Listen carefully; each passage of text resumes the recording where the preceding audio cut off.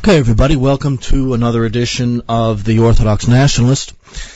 Today, we're going to deal with something that's of immense importance to me, something that I've concerned myself with for a long time, and that is a reasonable and rational defense of agrarianism and the agrarian life. In fact, over the last few years, most of my political and philosophical vision has now found itself being resolved around the question of the agrarian world and the regeneration of small towns. This is very much an American issue, where most of the small farmland has been destroyed, has been taken over by two major firms, Archer Daniels Midland, which is one of the main architects of globalism from the American point of view, and ConAgra. And the U.S. Department of Agriculture has made a deal, both with ConAgra and ADM, that they will divide American farmland between the two. And they go state by state as to which areas they will put out of commission and then take over.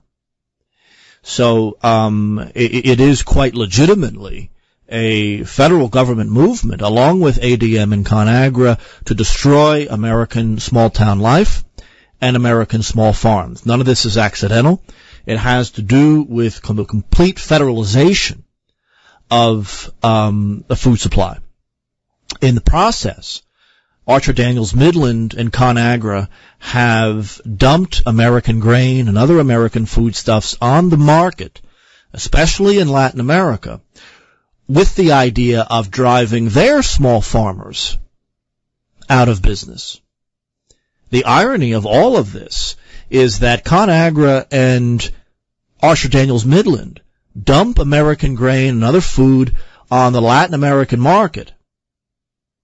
Dump in its literal sense, below market value. It's already very cheap to begin with. As a result of that, millions of small farmsteads are destroyed. As a result of that, Archer Daniels Midland then brings millions of immigrants from Mexico and points south to work on their corporate farms. It's not an accident that Archer Daniels Midland is a major player in the pro-immigration movement, in the globalist movement, supports left-wing movements around the globe, is deep in the Soros organization and movement, and has been a major player in bringing as many of these now landless immigrants from Latin America to work essentially for slave wages on their mega farms, on their corporate farms.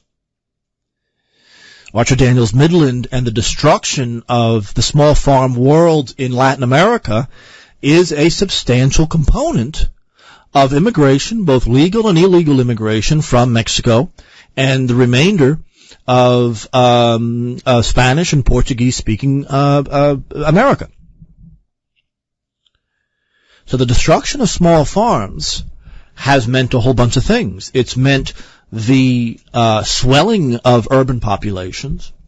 It's meant the destruction of millions of small towns in America.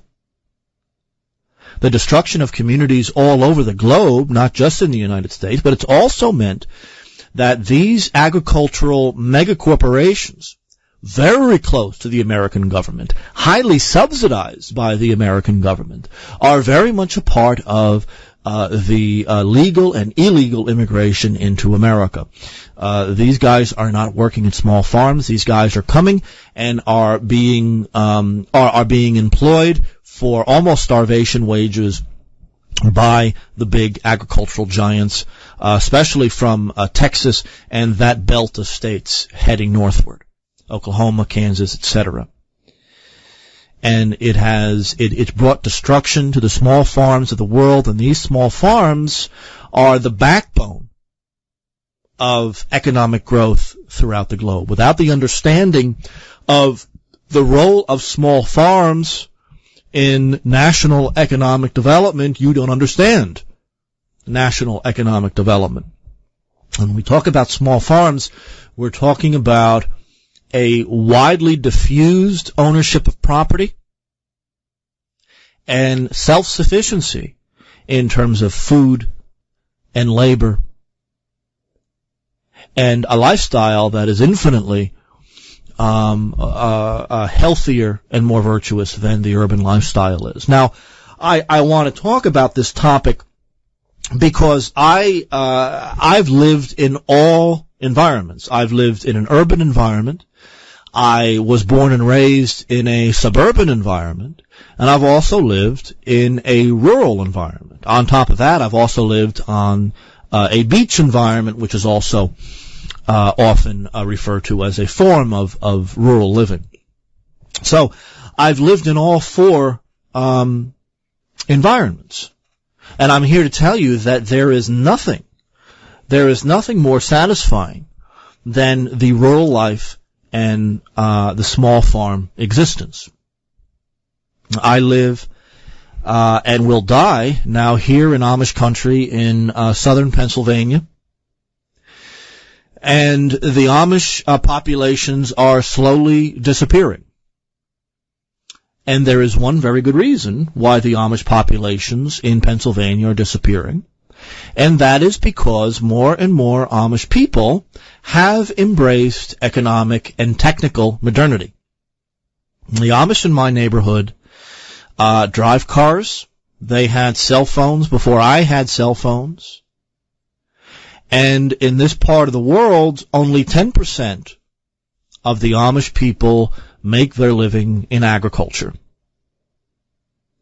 Once they embraced modernity, once they decided to embrace the American way of life, they learned things that they never knew before. They learned what debt was. They learned what usury was. And because of their embrace of technology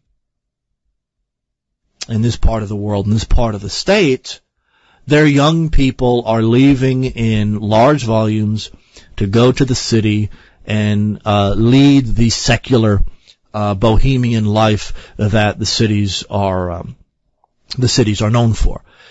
Cities came into existence so that capital can have a easy to find and easy to mobilize pool of labor. That's what a city is.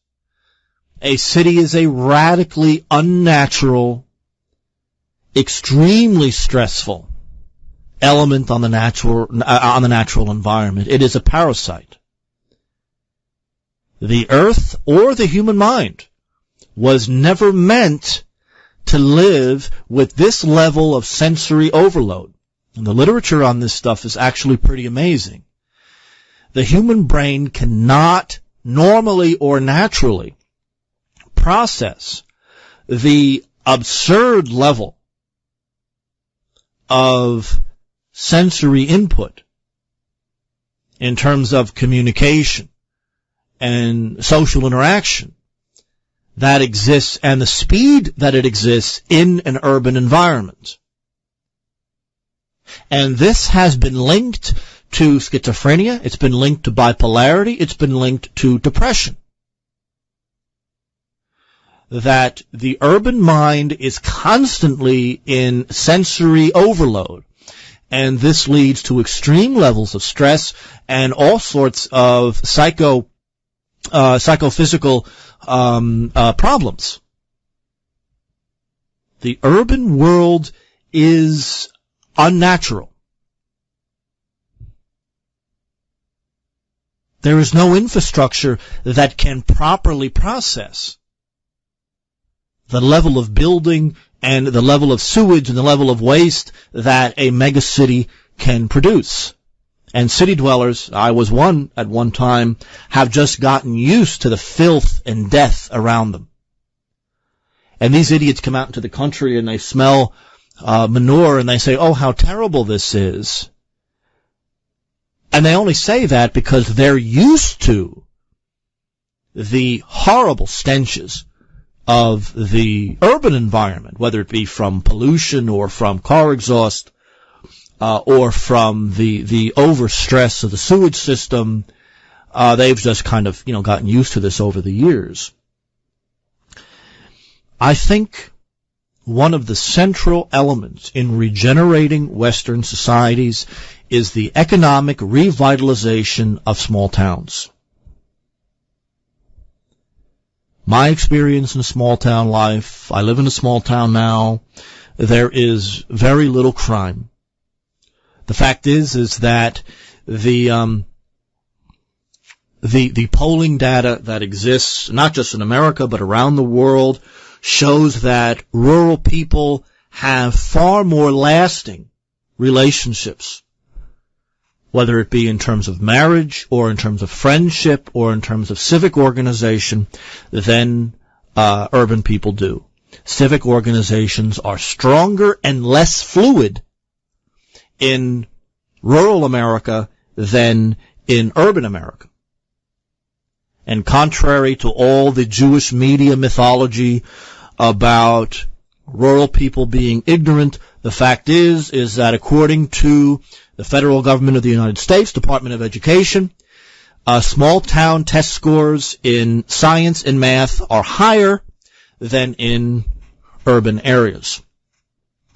Teachers in rural schools stay longer and have higher rates of job satisfaction than urban teachers do or suburban teachers do. There is also substantially less depression and mental illness in rural areas than either suburban or urban areas. Needless to say, of course, the benefits of rural living include much lower taxes, cheaper homes, more land, and more land that's, much less expensive, and as a result of that, far more privacy and solitude than you would have in an urban environment. Less well known, those are fairly well known advantages of country living, but less well known is the fact that the bureaucratic mentality doesn't really exist in rural areas. Bureaucracy is usually very small in rural areas and is only used when necessary. And in the country environment, there's also substantially less coercion. There is far more freedom in a rural environment, simply because most of these communities are more or less self-governing. There are very few, to be honest with you, there are increasingly less and less rural police departments. And as a result, it's either up to the county or the state to patrol these areas, which means, in real terms, that there are far less government officials, far fewer government officials per person than in urban areas. And simply put, there is a smaller, much smaller infrastructure of control and coercion in the rural world as there is in the urban world. The urban world is, in America, a police state. The city of Chicago is the first city to completely cover every square inch of its public area under video camera surveillance. That's now been imitated by most American major cities, where every street, every sidewalk within the corporate city limits is now under 24/7 video surveillance. That by itself strongly suggests that our people need to leave the city and leave the suburbs, which are now slowly but surely coming under the same regime of surveillance, and move out and revitalize small towns. And the fact is, small town America is offering substantial tax incentives for moving out there, bringing your money and bringing your expertise out to small town America. Small towns and the counties that contain them are fighting back. And they're offering substantial incentives for people to return to their roots, and all of us have roots in the rural world at one point in our development or another. This is now the time to do it. The fact is that rural labor, poll after poll shows that rural labor is far more satisfied and happy with their life and their situation than in the suburbs or in the rural environment. The fact of the matter is that rural populations are happier. And the polling data seems to strongly suggest that rural people, even when they are poorer than suburban or urban people, are happier, are more contented. And one of the reasons for this is a very strong sense of security. If you are poor in an urban environment, you are dependent on the state. If you are poor in a rural environment, you depend on each other. This is a long-standing benefit to rural societies that has been grudgingly admitted according to the academic literature on the topic. The main reason that rural people are happier than urban people and suffer less mental illness than urban people, the main reason is the sense of security and cooperation. And the two, of course, are very closely related, that rural people have that urban people do not. Teamwork and cooperation is a normal and accepted part of life. It's understood that when you move into a rural area, you are expected to join in various cooperative organizations and societies in the area. Poverty, putting it differently, is a lot easier to bear in the less expensive, more cooperative world of rural America than it is in the high-tax, high-expense world of urban America. Politically speaking, rural communities have a great benefit in that any citizen who is active civically in all the different organizations that rural towns still maintain. Many of you travel through Nebraska and Kansas and Missouri as often as I have. You see that even towns between 500 and 1,500 people have dozens upon dozens of functional civic organizations. These alone are constantly cooperating and assisting people who don't have the normal means of life that they do. The poor are far better taken care of in these areas than in the urban environment where they are dependent upon the state. Any person in rural America, civically organized, civically active, has very easy access to the halls of power. Where I live, I simply wait for my kids' football games. There I could speak to the mayor. I could speak to a councilman. I could speak to a freeholder. Because they're all there, because their kids or grandkids are all playing there too. I could go sit next to him and I could ask him questions and I could give my opinion. This happens all the time. In fact, it's a normal part of life. This isn't some romantic picture painting here. This is the reality of our small town life. I could see my mayor in the supermarket. And if he gets me mad, well, I'll tailgate his pickup truck and get him really mad. The political access and the ability to get your opinions heard is so easy in small town life. A lot of young people, they're born and raised in small towns, and the first thing that they do when they turn 18, 19, 20 is they want to go to the city because they think it's exciting and fast moving and they just can't wait, But the statistics show, whether it be the U.S. Department of Labor or the Department of Interior, all the statistics show, federal and state level, that these kids, when they go off to the city because they think it's going to be exciting, they are very likely to return to their roots very quickly. They get bored of that fast-paced life very quickly. It does not offer them what they think it offers. And especially when they get married.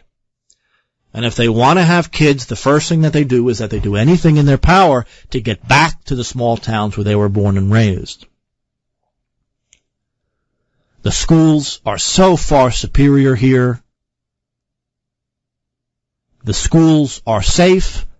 The schools are more or less drug-free. Although I want to mention that some of your major drug lords are using small towns as drop-off points because they realize that counties and small towns out in rural America don't have the ability to fight back the way that municipal authorities can in the big cities.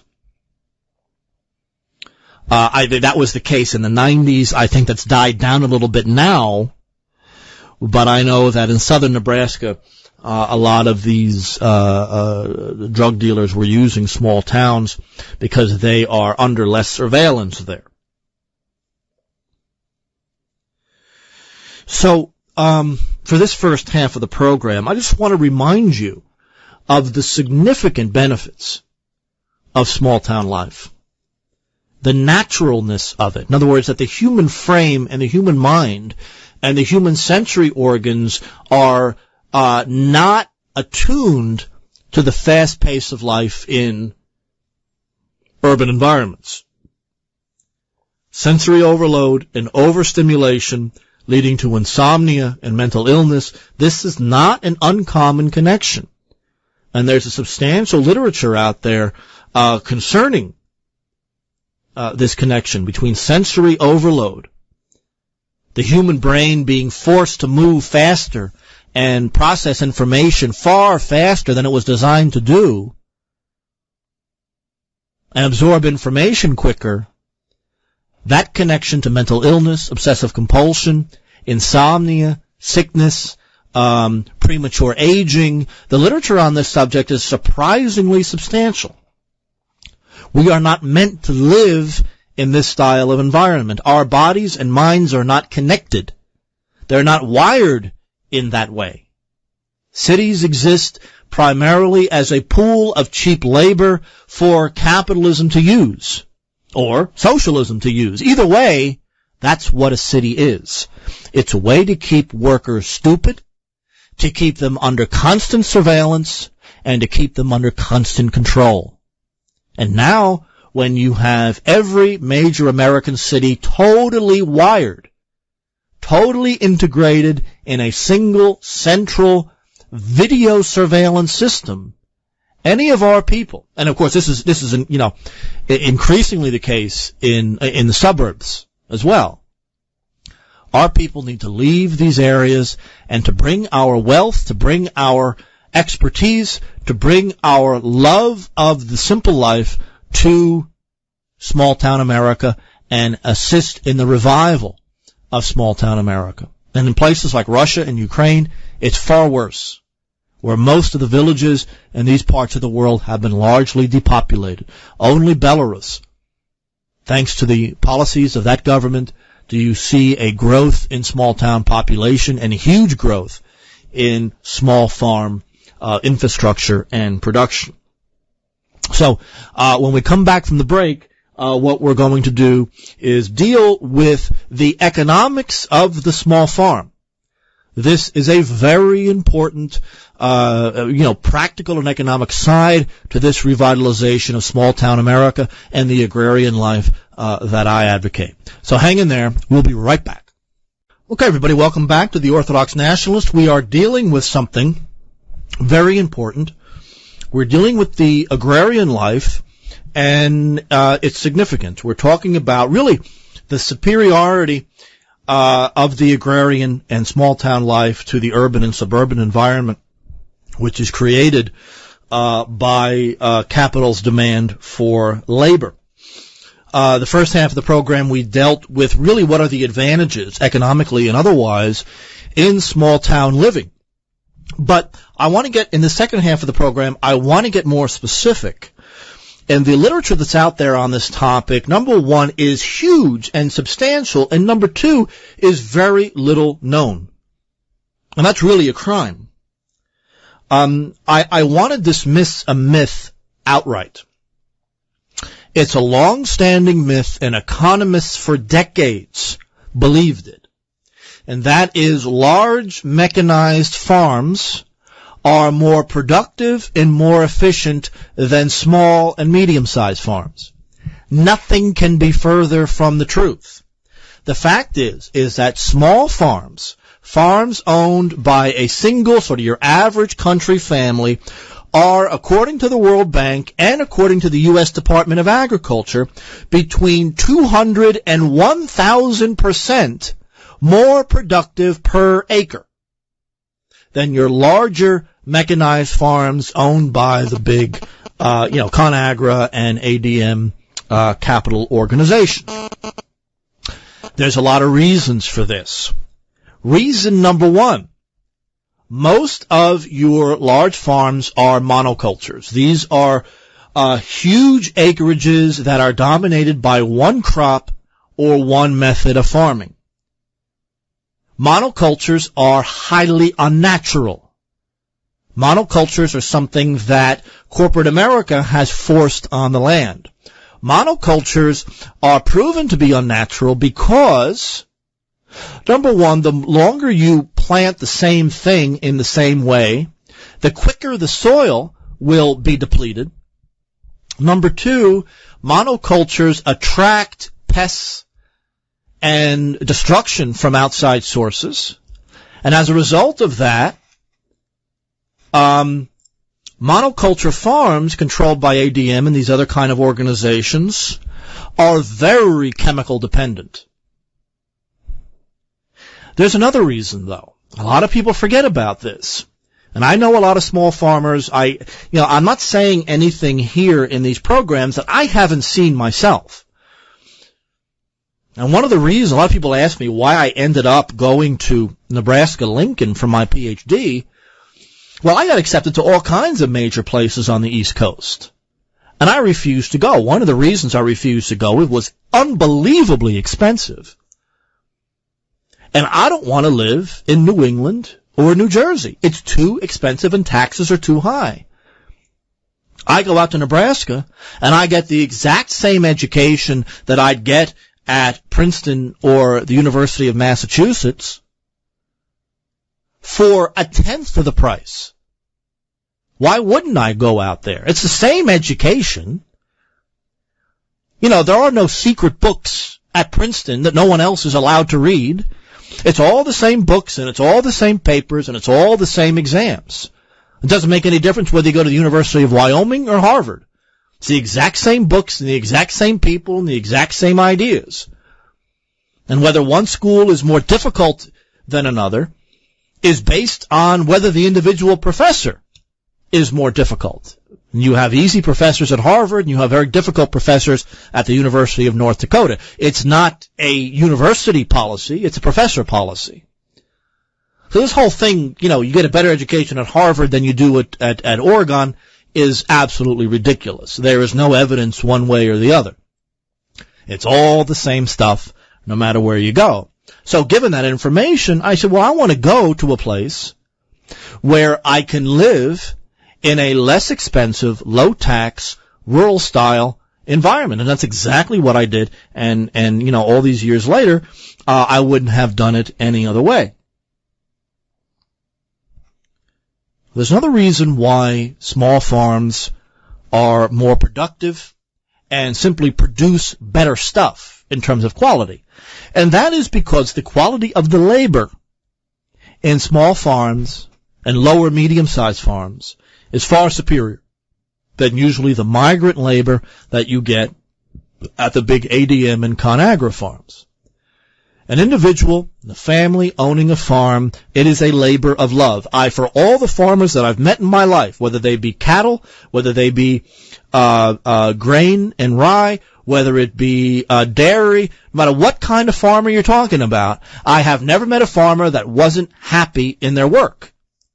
They were insecure. They were afraid that, they couldn't pay their debts or that ADM was going to move in and destroy everything. But in terms of their daily work, they are a very happy, very satisfied group of people. It is a very rewarding form of labor. It's hard work, but it's very healthy work. It's not weird to go into rural Nebraska, and I've seen this with my own eyes a million times, guys in their mid-80s working very hard, repairing fences, working on cars and trucks, working out in the fields. These guys are physically active. Their diet is far better, and as a result, they are healthier people. And so in the mid-80s, to be strong and to be working on this kind of stuff, isn't that outrageous? It's not that crazy. I've seen it all the time. The form of labor that exists at small farms is a completely different style of labor than exists in the large farms. Small farms, you're dealing with family labor, friends and neighbors. Occasionally you'll find like a part-time worker, usually an older guy who may have sold his farm and kind of works part-time in a few different places. I've actually seen that quite a bit. On the other hand, in a big farm, what you're looking at is migrant labor, guys brought in from Mexico and Guatemala and everything else, to work for slave wages on the farm. Large farms, when the ADM or ConAgra or one of these related groups, when they move into a small town to take over the labor, to take over the farmland, they destroy the town. This is something that the U.S. Department of Agriculture has noted more than once, and internationally, the International Monetary Fund has noted this more than once. That a large farm, when they move into a small town, will destroy the small town. They will replace the native labor with immigrant labor who will work cheaper. This happens not just in America and Canada. It happened in Brazil. It's happened all over the world. The World Bank and the IMF have also noted something else about the nature of small farms. We talk about small farms, we're talking about the real essence of what the agrarian world is.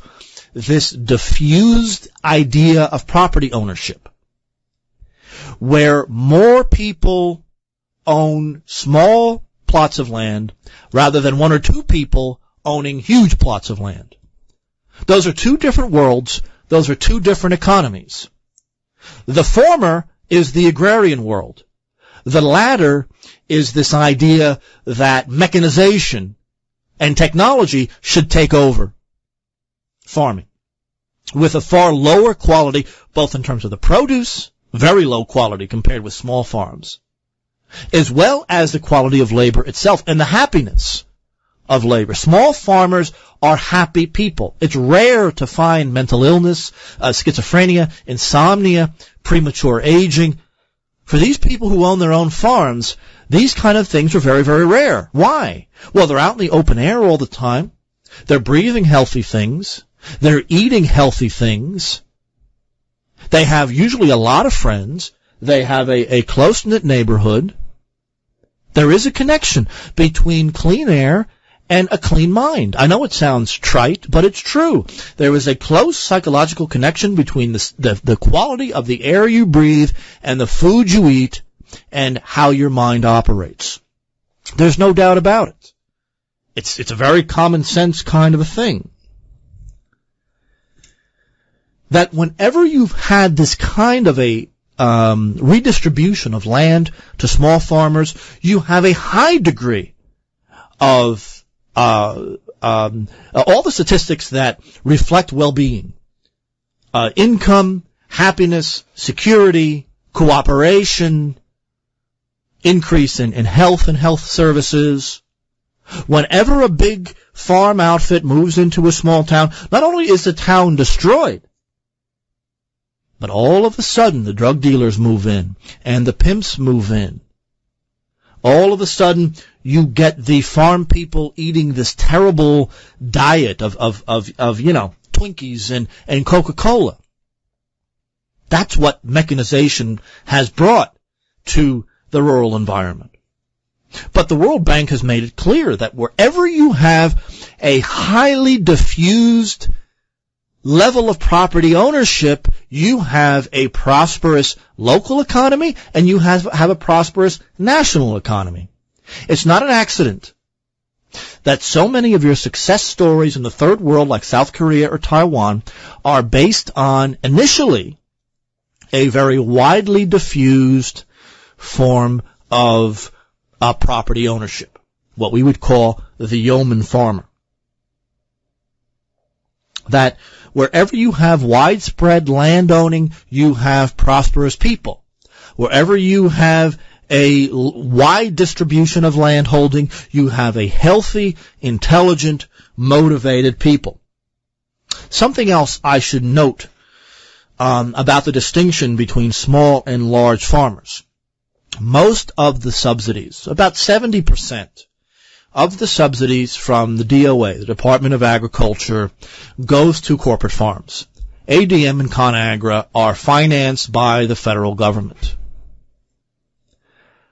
As a result of their subsidies, they are terrible stewards of the land. Small farms produce very little waste because even the sewage system can be used for biofuel. You know, so instead of like when you go through Manhattan, I used to live very close to New York City. You see sewage, pouring out onto the streets sometimes. In places like rural Nebraska, some of that sewage is actually used to fertilize the land. It's also biofuel that can be used for its hydrogen, and it can be used for its energy. It's a beautiful cycle. For a city dweller, it might sound disgusting, but of course, you city dwellers will go out and you'll see sewage in the streets and think it perfectly normal. I've seen it in Manhattan before. I've seen it in Brooklyn. I've seen it in the Bronx. This is, unfortunately, it's normal. And in the cities of the third world, they're essentially drowning in sewage. The fact is, large farms, ADM, ConAgra,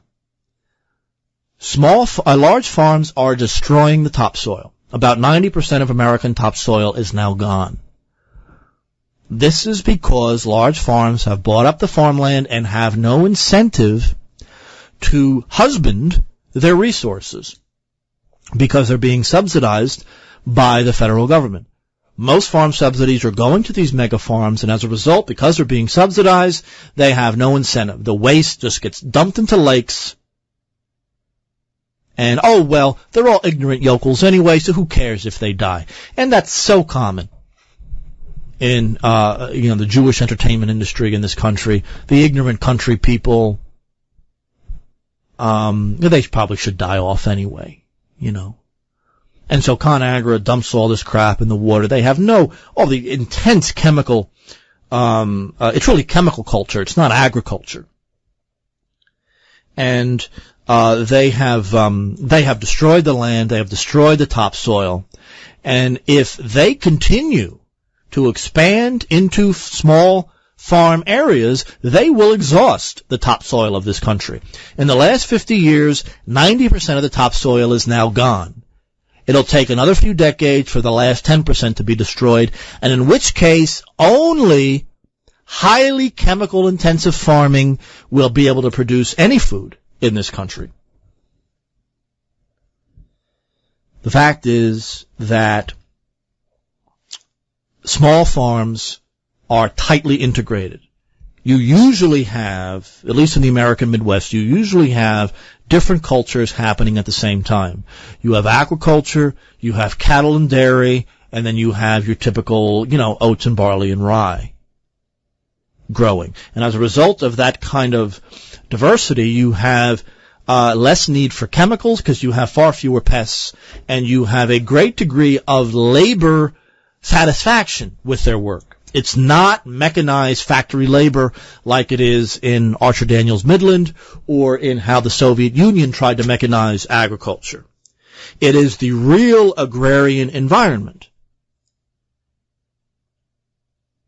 And so small farm labor quality is far higher than you have in the more centralized mega farming. The integration of the small farm is producing higher quality at every level. Labor, income, job satisfaction, and this general happiness that comes from the small farmer's existence. The only real stress is that Archer Daniels Midland is going to come in and destroy the area. Now, here's the thing.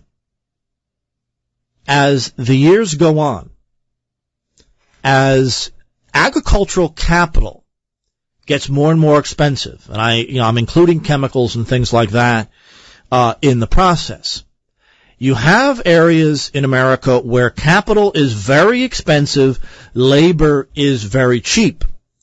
The fact that labor is cheap is no big deal because these are very low cost of living areas, so it doesn't make any difference. In central Nebraska, a $20,000 a year salary is a substantial salary, and you could live fairly well making $20,000 a year. When you have places where capital is expensive and labor is inexpensive, that is a place where small farmers can thrive. So it's not over. This battle is not over yet. Archer Daniels Midland needs to be confronted by the federal government and needs to be broken up and their land redistributed to small farmers. I say that to increase production. I say that to increase the labor happiness and labor quality of small farms. I say it also to decrease the amount of chemicals and destruction of the topsoil and destruction of the agrarian infrastructure that Archer Daniels Midland has brought wherever they have gone.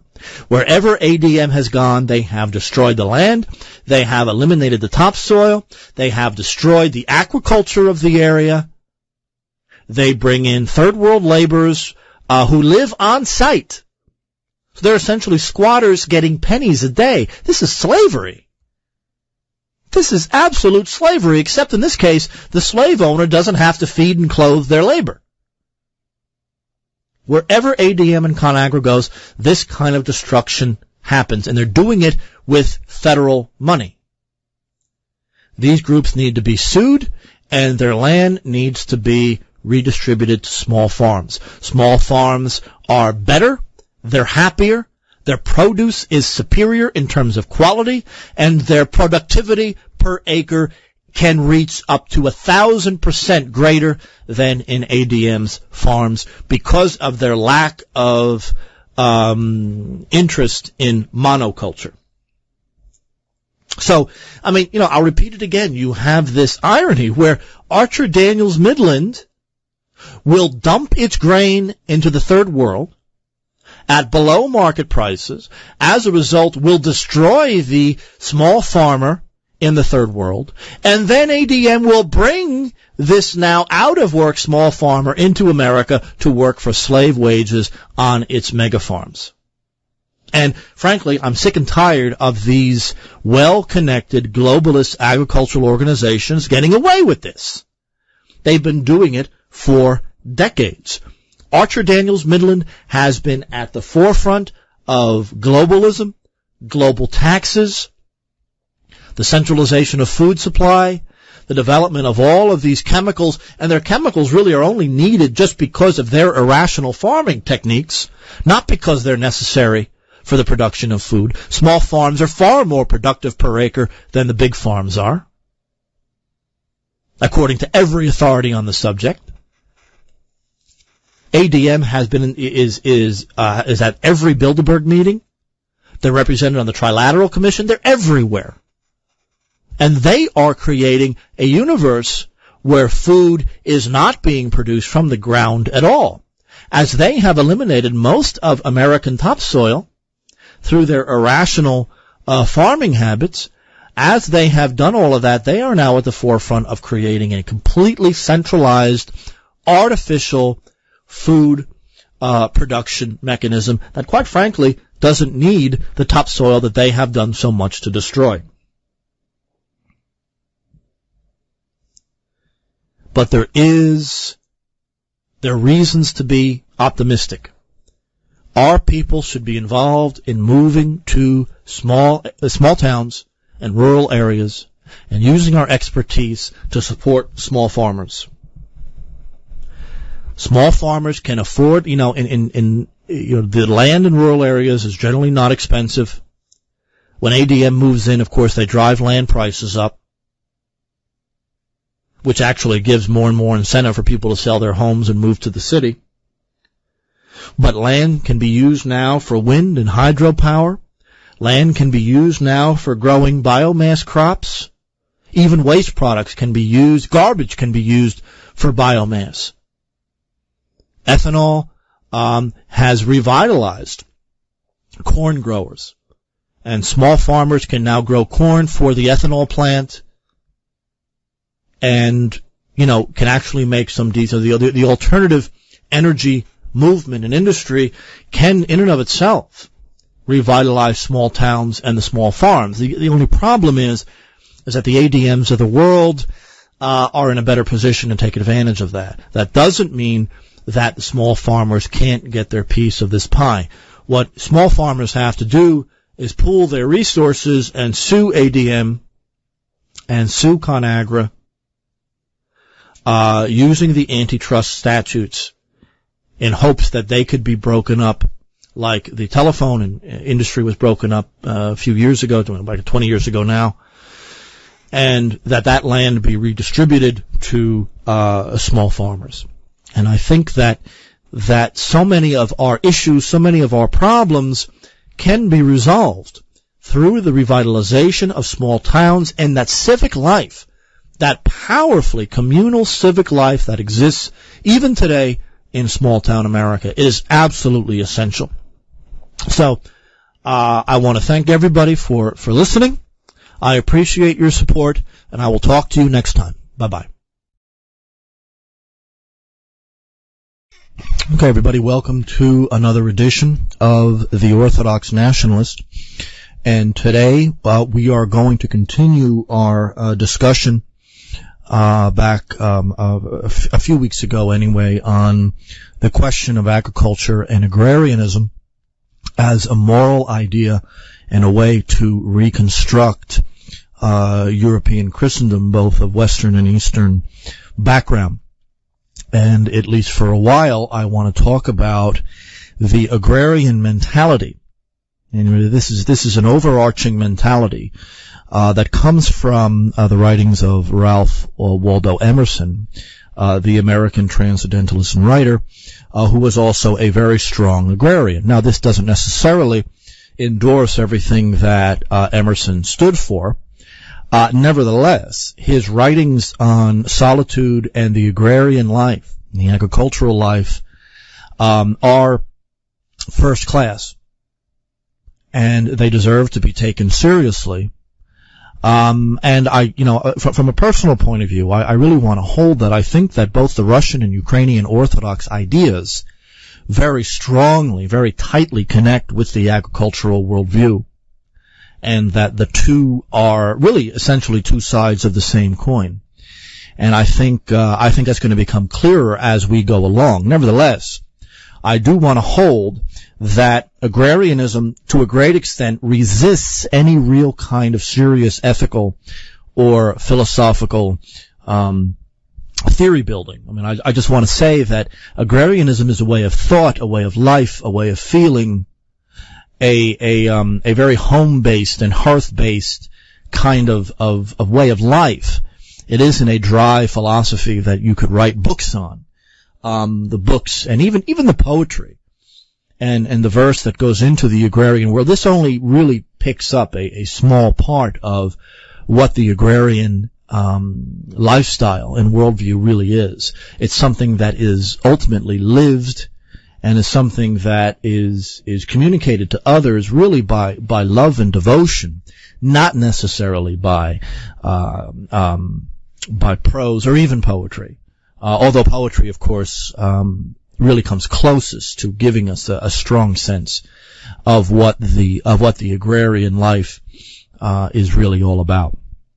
I want to make 10 points initially that come from the collected writings of Emerson relative to agriculture and the agrarian life.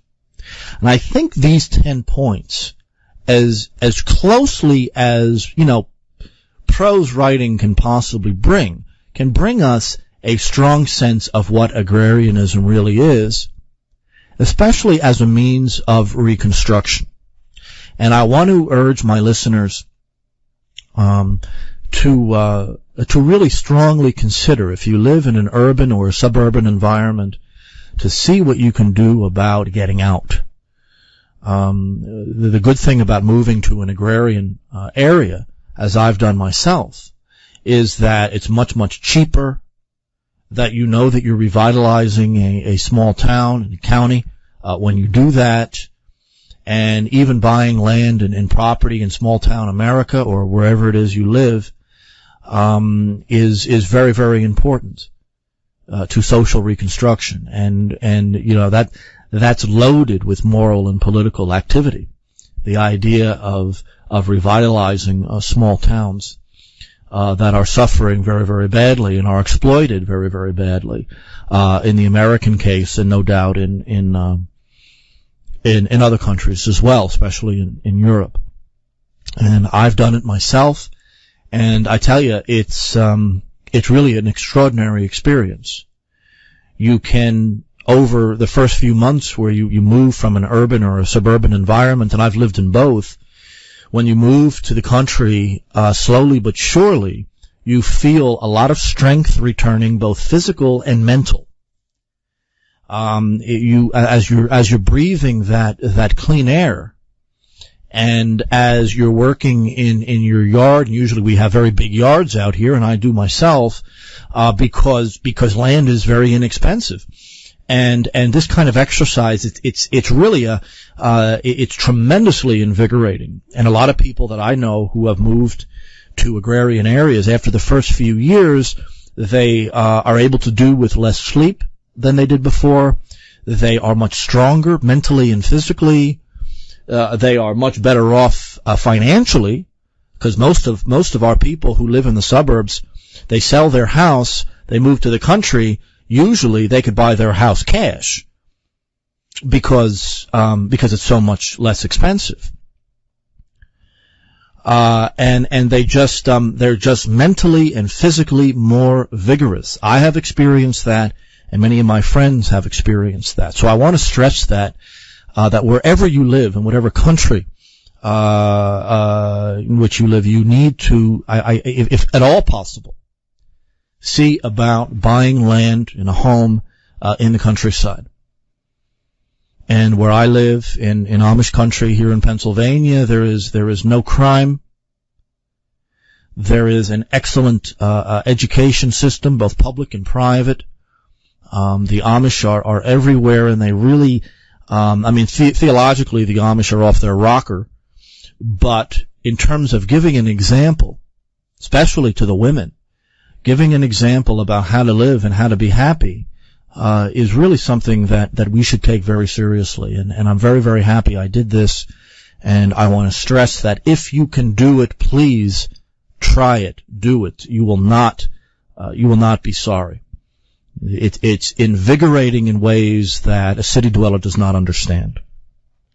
Okay, I want to talk about Ralph Emerson in agriculture, and I want to make 10 general points that he brings up in his collected writings on the agricultural life. By the way, I don't know off the top of my head if there is a collected agricultural set of works by Emerson. I've just read a whole bunch of stuff and gleaned that which is connected to the agrarian world. But if any of you have the energy, I strongly recommend the possibility of collecting all of Emerson's work on the agrarian life and putting it together in one volume. If it hasn't been done already, that would be a worthwhile project. Point number one, and it's a simple point, and the point has been made many, many times in the past, that all economic life really is based on farming. And I don't think that that's all that controversial, because farming produces all of the food and calories and the energy that we consume as human beings. The closer food is to the land, the better it is for you. the farther away it is from the land, the worse it is for you. And then when I say farther away, I mean food that has been processed and processed and processed to the point where it bears no resemblance whatsoever to any kind of natural substance. So I really don't think that many people would deny that the agrarian life is the very foundation of all economics, of all production. Point number 2. God is the first cause of all that exists. God is, God through his Son, the Logos, is that which holds all things together and makes all things what they are. Because we live in a fallen world, we have this concept called becoming. That weird intermediary concept between pure potential and pure actual. And everything is in a process of becoming. But as far as our world is concerned, God is the cause of all things, and therefore is the cause of all becoming. Emerson holds to the view that the farmer stands nearest to this first cause than anybody else. A farmer could actually see the Logos functioning in plants, in animals, fertilizer, etc. Can see relative non-being come to relative being. And this is one of the reasons I think that agrarian communities, no matter where in the world they might be found, are the most religious of all. I think the main reason is because they stand close, very close, to the causal chain of creation. Point number 3. Emerson holds that cities victimize its people. Cities force people into an artificially fast and harsh rat race, and the country remains, as crippled as it is in the modern world, the country remains for all people who are victimized by city life. I know several city dwellers who have kind of struggled to afford land out in the countryside, who, when they first move out to a remote area and they begin exercising outside and even begin planting and raising animals and things like that, that they feel very, very sick at first. They cough a lot, they spit up a lot, and the main reason for this is that their bodies, their lungs and their systems have built up such layers of impurity and pollution that when they actually come to the countryside and begin breathing this air, their bodies slowly but surely begin to reject the impurities that have invaded it. And they wind up, in some cases, very, very sick for several weeks when they first come out here, but all that really is essentially it's a hangover. It's a hangover for all the impurities that you have forced your body to deal with in the suburban or urban environment. So when you come out here, you end up very sick. You cough a lot up, you end up spitting up, you end up vomiting quite a bit. I've heard of this, and I know of this to some extent because your body is purging itself now that it doesn't have to constantly process impurities from the air and from the water and from everything else. Point number 4, the agricultural life represents the world of necessity. I don't mean logical necessity. I don't mean even causal necessity. I mean that the agricultural life has a tendency to stress that which is necessary for life. Clean soil, clean air, clean water, a very simple, natural diet, and a more or less slow pace of life. Slow relative to, of course, the modern suburban society. Normal relative to history. And the problem is, and I think what Emerson is really trying to say here, is that the urban and suburban life create artificial desires and demands. It exists to constantly provoke the passions. The agricultural life and the small town life and this way of thinking, what is really primary is what the human body and the human person needs, not necessarily what it wants. And that is, and I do hold to this, that this is a big distinction between the urban and suburban world on the one hand, and the agrarian world on the other. The next point concerns the nature of time.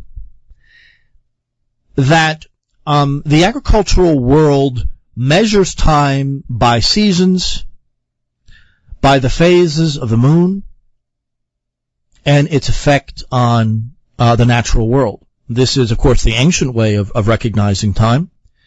Could be lunar, could be solar, could be solely lunar. It depends on what calendar you follow. But the concept of time is radically different in an agrarian world than in an urban world. The urban world, and it is the Renaissance and the urban Renaissance in Italy, controlled by the Medici banking family, that created the clock, created our modern clock that creates a completely artificial sense of time. The agrarian mentality views time in terms of the seasons, the weather, and that each chunk of that time is typified by a different set of activities that the human person has to go through in order to continue to survive. So that means that the agrarian life is far more diverse in terms of our activities and how we live on a day-to-day basis than the cubicle jockey in suburbia, where every day is exactly the same. And the weather, of course, internally is completely controlled artificially. The next point is that there is a big difference in the agrarian idea of labor versus the urban idea of labor. The agrarian idea of labor concerns work, concerns direct creation in partnership, parallel, so to speak, with the natural world. The urban mentality is one not of creation, but of manipulation. The manipulation of stocks and bonds, prices, currency, money, and of course, other people. So there's a totally different idea of work and labor between agrarians on the one hand and urbanites on the other. The one is cooperation with God and the Logos to bring things out of the earth that nourish the entire world. That's what it's primarily centered on. On the other hand, the urban world, while exploiting the agrarian world and taking advantage of it, on the other hand, it manipulates that which others have created. The agrarian world is that of co-creation with God. The urban world is that of manipulation and exploitation. The next point that Emerson makes is, as I've alluded to before, the idea of exploitation. That no matter what society you are looking at, from ancient Babylon to New York City, and those two areas have pretty much almost everything in common in terms of their parasitic relation to the countryside around them. Political rule from the metropole, from the city, seeks to suppress, assault, and exploit the countryside for the sake of providing cheap food. And I want to say to you that this is where all of the mythology of the country bumpkin comes from. That the city needs to dehumanize those who live in the country for the sake of justifying their exploitation of those who create the food. If those in the countryside are ignorant, toothless country bumpkins, you can then rest very easy at night knowing full well that they are suffering and dying for the sake of you having cheap food. That has been the case from ancient Babylon to New York City. This is why the Talmud makes it very clear that Jews may not, under any circumstances, farm the land. They may not do this. That is for Goyim slaves to do. The Talmud is very clear on this and actually very repetitive on this. The point of the city is to exploit the countryside. But the process of exploitation always is parallel and runs parallel to the concept of dehumanization. Country people have to be known as bumpkins and ignorant, almost animals, and therefore they can be treated as animals. And that's something that Emerson says, and that really has been a part of agricultural thought for a long time. The urban mentality is a dehumanist mentality. It forces people into categories that justify the exploitation and manipulation of urban elites of whatever political allegiance. I really don't care. Urbanism is urbanism. And the point is that you could justify the exploitation of the farmer through the very, very typical urban and very Jewish stereotypes of the hick, of the country bumpkin, and you could hate them. And then, of course, as you saw in the Soviet Union, exterminate them with impunity. The next point is something that comes up in Emerson, but it comes up again and again in all of these urban-centered ideologies, from capitalism to Marxism. Capitalism and Marxism have that one thing in common, is that they're both controlled by an urban elite that demands cheap food and that any agricultural surplus be plowed into the building of a mechanized order in the urban areas. Capitalism and communism, of course, are sister ideologies. They are nearly identical, except in how they distribute rewards. One distributes rewards based on political connections in terms of capitalist relations, the other on political connections based on party membership. Otherwise, they're exactly the same. Lenin made it clear that he wanted to see an entire planet that is unified and integrated as one singular factory. That is also, of course, the final gnosis, the final idea of international capitalism and international communism. It's one and the same idea. The radical division of labor, once you take it to its final conclusion, is the creation of a single global factory run by slaves, maybe comfortable slaves, but slaves nevertheless, and controlled by a tiny elite. Whether you are capitalist or Marxist, it ends up being one and the same. Ultimately, it is the synthesis of all modernism, of all science. This is what modernity and ideology, the production fetish of all modern ideologies, this is its ultimate and final conclusion, and there is no getting away from it. It is constant surveillance, it is constant slavery, it is an acultural, cosmopolitan, oligarchic system of control and manipulation. Slightly less depressing, the last 2 points, 9 and 10, that Emerson brings out, that truly deserve to be taken very seriously. Nature cycles, the cycles of nature, the death, life, rebirth, etc., that these are as close to perfection as humankind could ever come close to. It is the perfect community. It is something that in and of itself is creative of the institutions of community and mutual aid. We all live the same life. We're all subject to the same divinely sanctioned rules of time. We are one people, and we assist one another. And the last point, the last concept here, is that nothing is ever wasted. In a true agrarian world, everything, every object has its use and its purpose. All goes back to all. And I want to make it very clear here that while these might give you a glimpse of what the agrarian world really is, it really is only a series of slogans that I've kind of strung together to give you a glimpse of really the moral and physical superiority of the agrarian world. And I've lived, and I've said this before, but I've lived in all forms of society, agrarian, suburban, urban, even on the beach. where I grew up on the beach, actually, in New Jersey. And the fact is that when you come to the rural life, changes will come over you.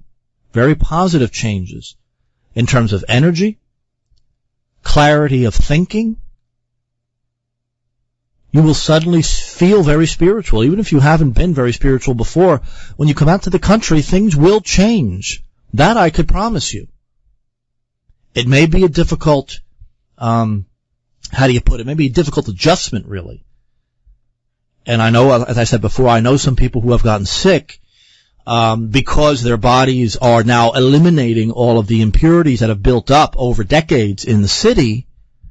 But once you come out of that, you really are a new man. And I could promise you that. Anyway, when we come back from the break, we will continue this topic, although in a very different vein. Hang in there. Okay, welcome back to the Orthodox Nationalist. We are talking again about agrarianism and the agrarian life. In the first half of the program, we spoke of Ralph Waldo Emerson and his views on agrarianism, and we're going to shift gears here. We're going to go back to a writer who should be a lot more famous than he is.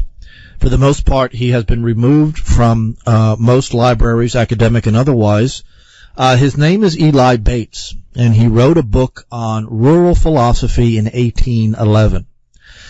Eli Bates is a deadly serious scholar of philosophy and moral life, and his view of rural philosophy is very hard to find. It's a very rare piece of work. And I want to talk about his general approach for the next few minutes. Eli Bates was a public man, an urban individual, an intellectual who moved to the country in disgust from what the city life really was. And he starts off really his philosophical enterprise in social and moral point of view by saying that public life, the life of the politician, the life of political activism, is very, very difficult, if not impossible, for truly honest, scholarly men. Because public life is based on deception. Public life is based on money and control and manipulation. But if you're an honest man, if you're an honest scholar, if you're a good man, if you're a virtuous man, you really can't bear to live in that kind of a world. And so Eli Bates retreats to the countryside and writes Rural Philosophy in 1811. And really, when you read this thing, it should alter your way of life. I think, I'm not 100% sure, but I think that Eli Bates' work is available on Google Books. If you put in Rural Philosophy and hit full view only, Eli Bates' 1811 work should come up. Eli was not a poor man, but he claims that the life dedicated to money and gain and production is, and it contains in and of itself, a blatant contradiction. You think, on the one hand, that money is going to solve your problems. You could pay your bills, you could pay your creditors, you could get people to do whatever you want. The problem is that the way of getting and keeping money usually keeps you occupied for the rest of your life. Eli Bates, St. John Chrysostom, St. Ambrose, so many other people in history, maintaining the classic Christian idea of money, says that it's based on a contradiction. You think that money's going to solve problems, and yet you realize that the more money you make and the more prominent you become, the more problems you have. It's not just a matter of making money and what you have to do to make money. It's also about keeping it. And not merely keeping it in an economic sense, but also all of the obligations you then have as a social individual. That these things eventually create new problems that you may never have known ever existed.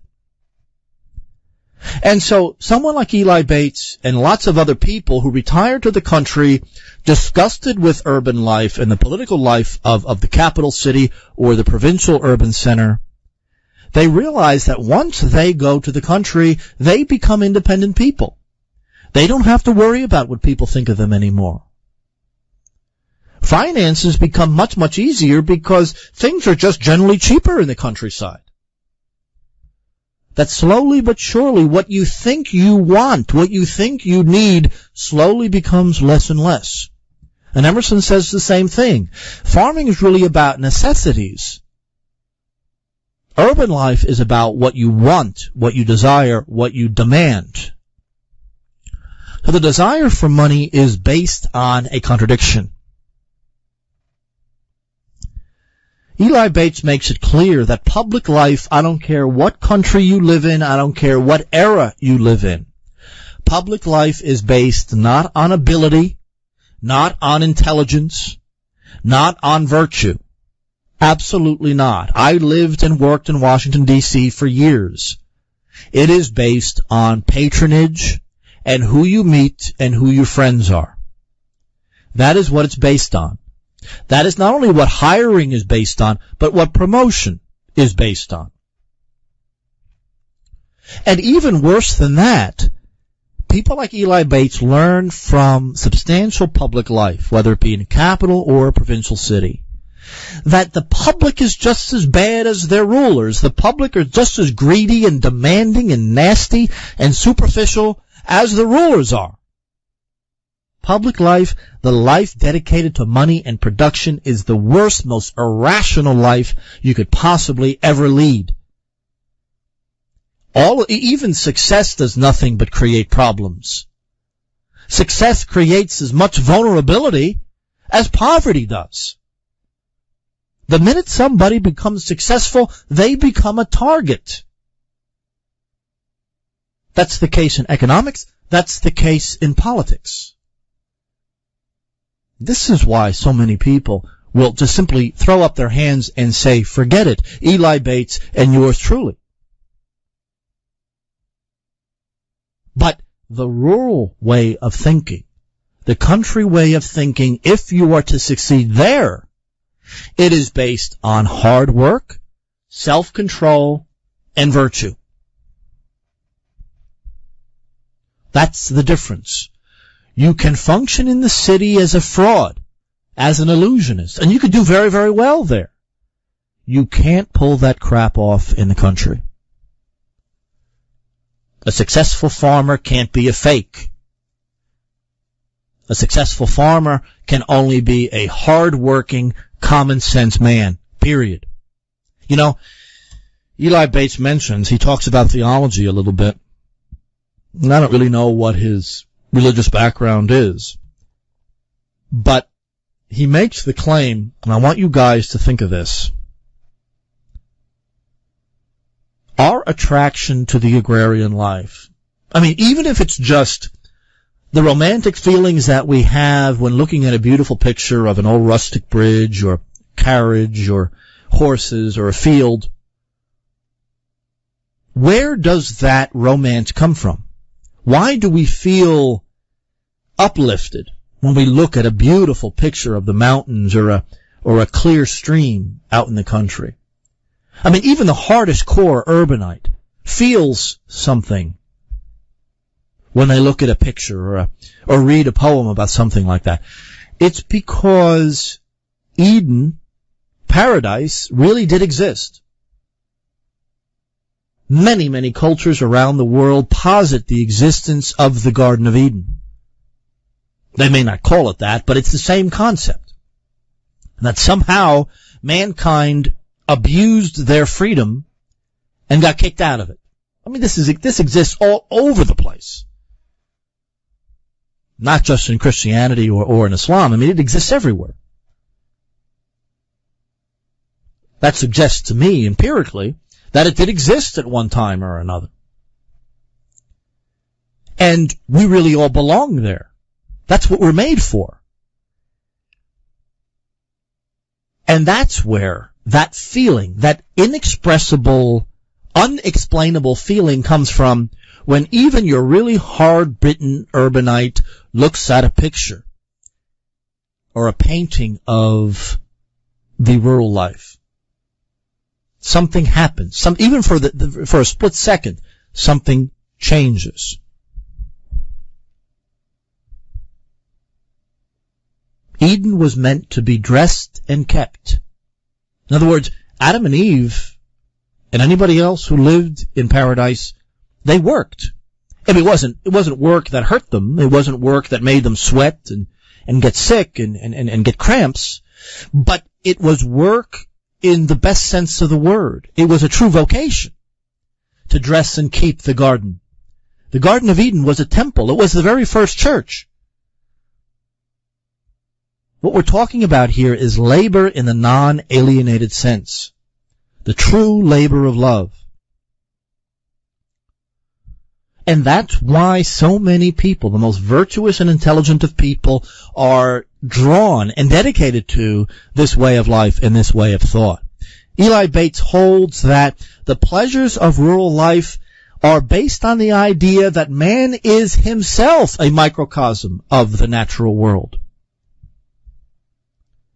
He has reason and logic connected to the logos and the natural laws that connect all natural objects, as well as being a natural object himself.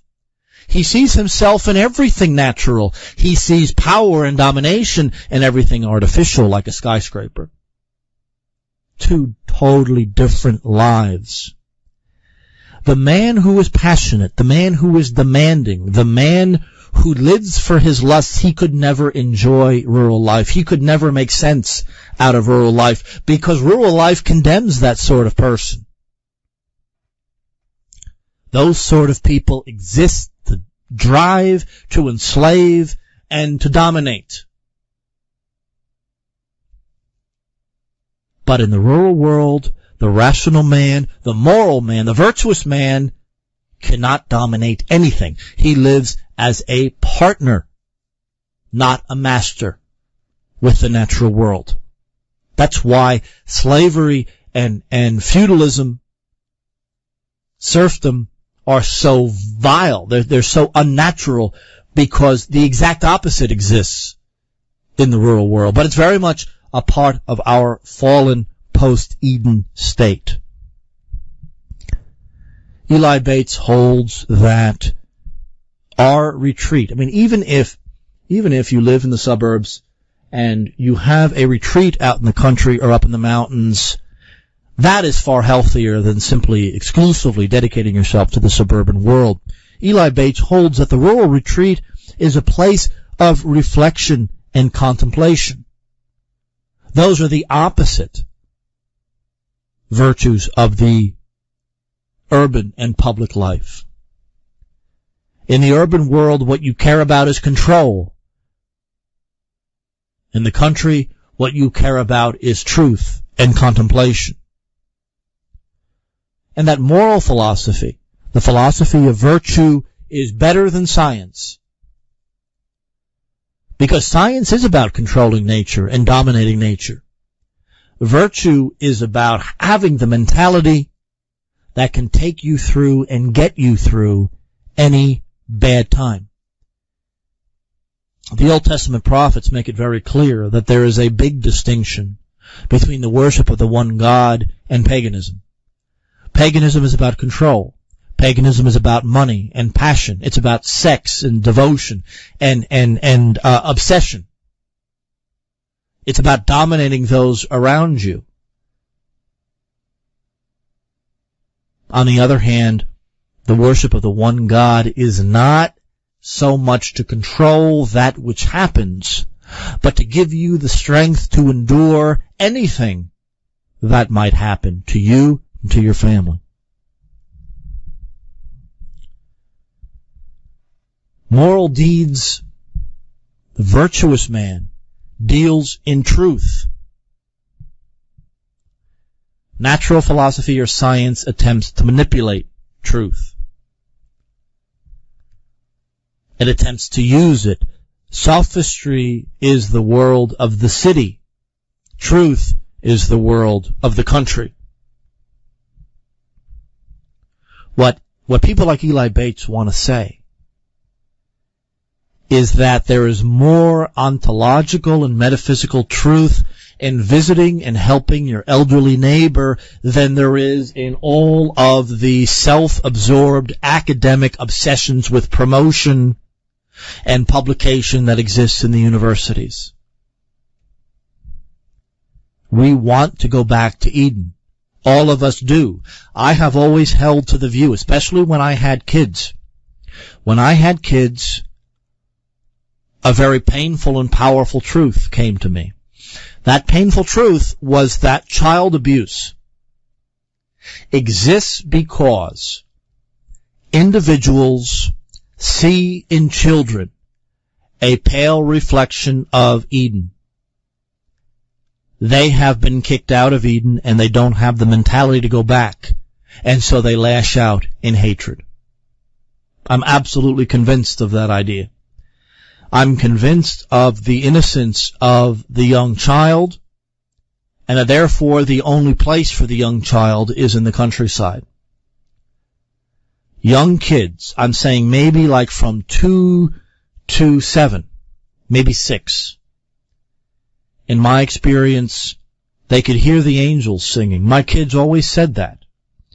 My kids are very intelligent, very high-achieving children. One day my wife said to my oldest, during church one day, she said, you know, you're almost 10 years old. You're getting to the point where you won't be able to hear the angels sing anymore. And you know, I'm not one for these kind of flights of fancy or these kind of romantic ideas. I really am not. I'm actually very hard-bitten and a very difficult pain in the neck, but there was a metaphysical truth there. That these innocent children, they can hear things and they can see things. I've always believed that the imaginary friend of the little kid is really an angel. It's a guardian angel. I've always believed that. These things don't come from nothing. But the rural world is one place where the young people can always hear the angels singing. I haven't heard it because I'm too hard-bitten. I've been through too much, and you know, I'm an urbanite, you know, but I moved my family to Amish country, Pennsylvania, and I'm here to tell you that they are very happy, vigorous individuals. Very strong Irish Christian people, and I beg of you, please at least consider the idea that we can move to the country, we can revitalize the small town. We can begin again. We can get as close to Eden as the human being can. If we truly have faith in the Logos, in the regularity of natural law, and that we can actually see it growing and see it developing. We see our crops growing and we see our kids growing. I mean, what more kind of integration, what more kind of unity can you want under these circumstances? People like Eli Bates say that visiting your elderly neighbor and helping her around the house, that this has more philosophical truth than all of these sick, screwed up, alienated academics in the universities pretending that they know something. Nothing can be truer than that. My little kids do hear the angels singing. I know that they do. But I don't. And I don't because I grew up in the sick environment of modernity. And all I could do is pray and struggle as much as I can. And who knows, maybe one day I'll be able to hear it again. Anyway, I thank you for listening. I appreciate everything that you've done. I appreciate your support for me over this last year that I've been here at VOR. And I want to thank everyone, Mishko and Dietrich, and of course, Mike and Steve, and everyone who's helped me here. I appreciate everything they do. And until next time, hang in there, folks, and we'll be talking again soon. Bye-bye. Okay, everybody, welcome back to another edition of The Orthodox Nationalist. Today, we're going to deal with a topic that is somewhat off-kilter for us. It is the third installment of the agrarian question that we're going to deal with here tonight. But we're going to deal with agrarianism as specifically a political and constitutional phenomena. And what I'm going to do is going to be very controversial, and that is we're going to deal with the agrarian faction of American political life and the history of American political thought, and that is the movement of the Anti-Federalists. I've written on the Anti-Federalists substantially in the past, but no one has quite got the purpose of the Anti-Federalist way of thinking, because the Anti-Federalists were vehemently opposed to the American Constitution as it was adopted at the end of the 18th century. Shows the mockery of the principles of Republican government that the American Constitution came to represent. Most people who scream and yell about the Constitution as this sort of a sacred document usually have no clue as to how it was created, as to what it represents, and most importantly, who it excluded as part and parcel of the American political regime.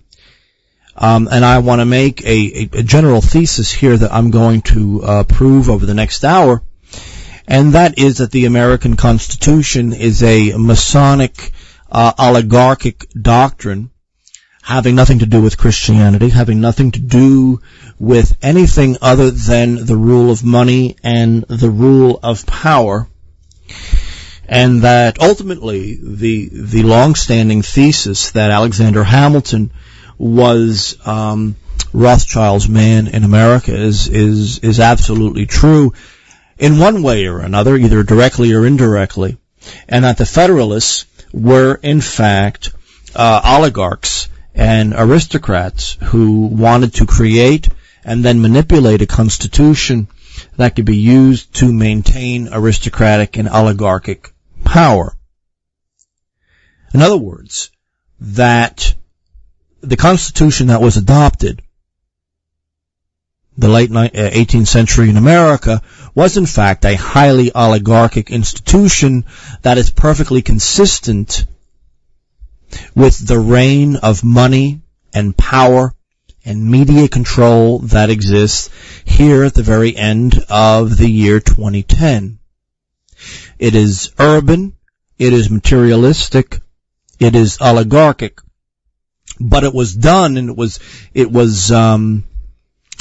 passed over the heads of those known as the Anti-Federalists, who in fact were agrarian, who were Christian, who were rural, and who were dispossessed by this Constitution. So I want to throw down the gauntlet to those constitutionalists who believe somehow that the Constitution represented the people and that the Founding Fathers were in fact a unified group. There were two groups of Founding Fathers, one the Federalists, who were very urban and mercantile, and the others led by Melancthon Smith and Patrick Henry and others who were rural and extremely decentralist and anti-banking, anti-financial in their basic approach. And even that is a very elementary distinction amongst these people called the Founding Fathers. The Founding Fathers, as if they're some sort of a unified group, is really more a product of the imagination of patriots, more than it is any real historical set of ideas. And so the result ultimately here is that the Constitution is a death sentence upon American farmers, having nothing to do with any real Republican or agrarian principles, and in fact set the stage for the domination of American money and American capital, having nothing to do really with freedom whatsoever, and the whole this semi-literate constitutionalist and patriot movement has to be really historically and philosophically semi-literate in order to function. The fact is that the American Constitution is as much a fraud as the oligarchy who in the year 2010 continues to control and dominate America. So the basic thesis I want to defend here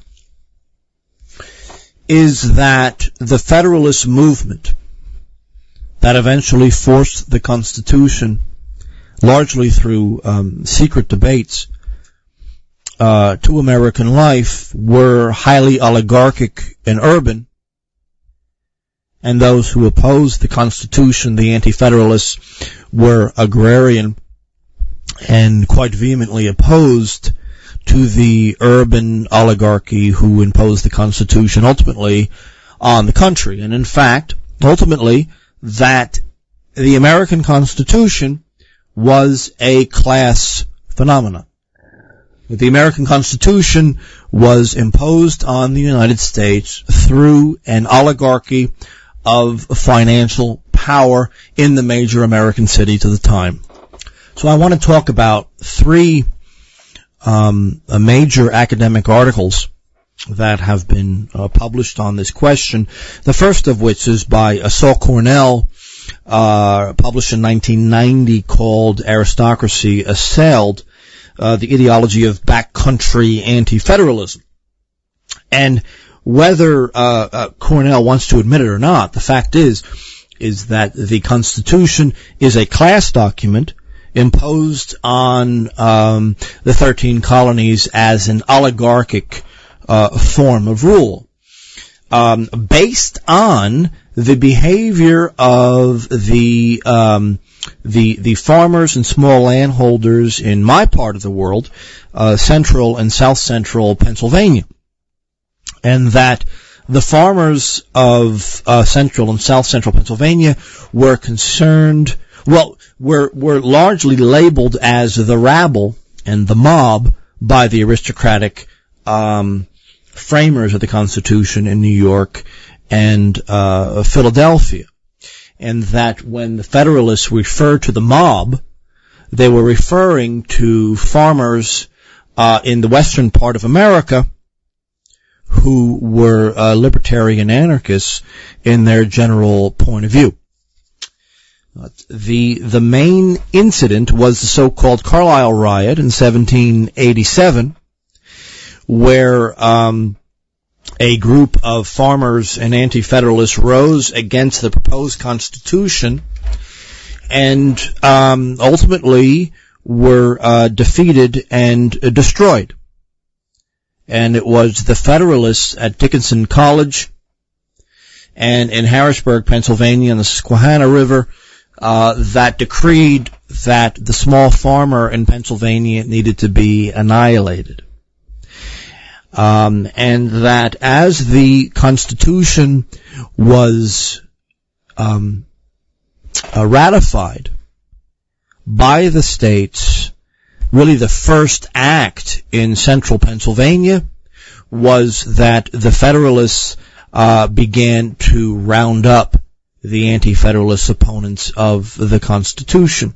And as that was going on, 1787, 1788, the Federalists were seen to be essentially extensions of the Masonic Lodge, the Masonic Lodge being both mercantile and urban against the farming class in this country.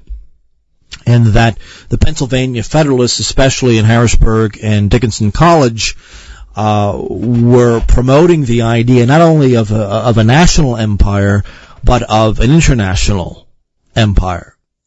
And that the Federalist movement, as the Constitution was being debated and then eventually ratified, the Federalists justified themselves and justified their power by describing themselves as the social betters of the Pennsylvania farmer. And that really the Carlisle and Harrisburg Federalists demanded power based on the idea that they were the social superiors and the economic superiors of the small farmers, and the small farmers comprise the anti-federalist movement in this state. And it's around that time where the very first militia against this kind of oligarchic power was formed in Carlisle and in my own town of Chambersburg, to create a local militia. The idea is to create a local militia against the oligarchy. The militia movement, as it developed in later decades, in centuries, really derives from this same concept, that the Constitution was always meant to be a fraud, and the reality is oligarchic rule using the Constitution for their own purpose. The consistent argument of the Federalist movement is that the rabble, that is the small farmer, can never be trusted, and that the small property owner, the small freeholder, should be removed from public life. This was the mentality of the Federalist movement in Harrisburg and Carlisle. And that in Dickinson College, and this became very important in the academic life of America later on, it is that the Constitution and real Republican government can only be trusted, or entrusted, I should say, to the hands of the oligarchy, to those with money and power. That the Federalists viewed the Constitution as a way to protect the aristocracy, a way to protect the oligarchy, and to keep the small farmer away from power. And the Anti-Federalists, needless to say, developed a concept of representation that suggested that the representative should reflect the people who elect him. And ultimately, the Anti-Federalists accused the constitutional movement, or the Federalist movement, James Madison and Alexander Hamilton, John Adams to some extent, of using the phrase Republican virtue to in fact refer to the domination of money and the control of money that this Constitution was meant to enshrine. Dickinson College and so many others in the area were of the opinion that only the educated should be ruling America. And even more than that, that the law profession in the urban areas of this country, the law profession was overwhelmingly in support of the Federalist movement of the Constitution. And it didn't hurt their cause that Federalist partisans were in control of the major urban presses in the last 2 decades of the 18th century. And ultimately, the movement was between the anti-Federalist small farmers who were vehemently opposed to the Constitution, who believed in localism and local religion and local religious control, overwhelmingly, against the Federalist movement, which was urban, cosmopolitan, and about creating both a domestic and an international empire. And the Federalist movement in Pennsylvania and New York viewed the aristocracy, the oligarchy, as the only group of people who really fully comprehended the idea of the general welfare. And that the anti-Federalists, the small farmers to the west, both of Massachusetts and Pennsylvania, viewed the Constitution that was eventually adopted as really a mechanism, as a tool for the oligarchic element. And that ultimately the Constitution was about one thing. The Constitution was about a strong union with a strong executive that existed to destroy all forms of social radicalism, which was defined in the 1780s as the small Christian farmer in the back country, with places like Pennsylvania and Virginia and Massachusetts. So what I want to say here is that the agrarian mentality was represented in the 1770s and 1780s in the United States as a backcountry radical militia movement based on the agrarian smallholder. That this was the anti-federalist movement. The federalist movement eventually was to create the Constitution, and this conservative constitutionalist mentality that really is little more than a facade of the moneyed classes and the urban moneyed classes to dominate the country and to be able to trade effectively with Great Britain and France and the states of Northern Europe. And that this really was the purpose of the Constitution and the purpose of the American Revolution. So ultimately, that the conservative constitutionalist movement is an entire fraud, and that it existed to destroy the small farmer in 18th century, late 18th century America for the sake of external empire. This is one of the reasons that both Republicans and Democrats claim to support the Constitution, because however you construe it, the Constitution, as it was adopted in the 1780s, was meant to destroy the Christian farmer, especially the smallholder, freeholder Christian farmer, that eventually will rise in rebellion against this Constitution, viewing it as a tool of the elite.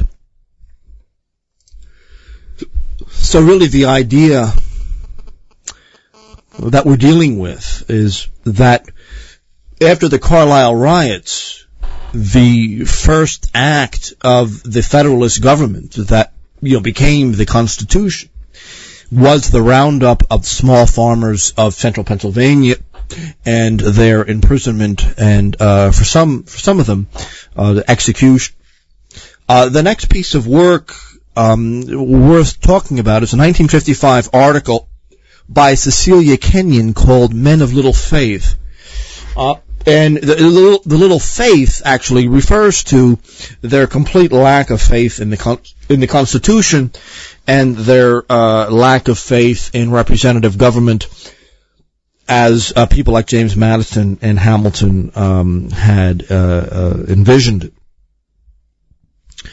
The idea is that the anti-federalist movement, wherever it manifested itself, agreed with the idea that the American Constitution was a class document. It was a way for the urban elite to control the small farmers in the countryside. The anti-federalist point of view was that a real popular government can only really work in small states, or at the very least in small environments. And even more, that real self-government can only exist in homogeneous populations. That only in areas where the people have major areas in common, race and ethnicity and religion and tradition and these basic, historical experiences, only there can real self-government ever occur. But most of all, the anti-federalists throughout America held that the Constitution can never work because the economic interests of all sides were simply too sharp and too great. Because the rich wanted to dominate the poor, the urban wanted to dominate the rural, the Constitution, as it stood, could never work. In fact, the Constitution holds to the view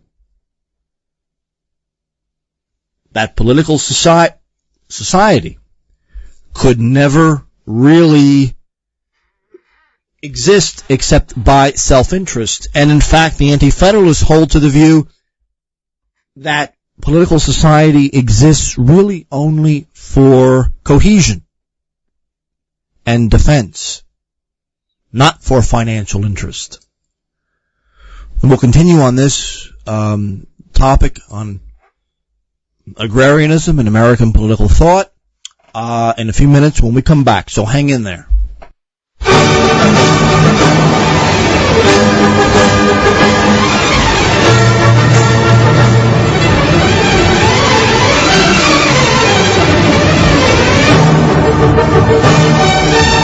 Don't go away, because there's more to come on The Orthodox Nationalist.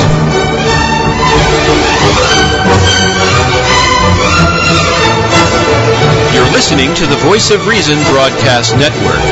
Visit us at reasonradionetwork.com.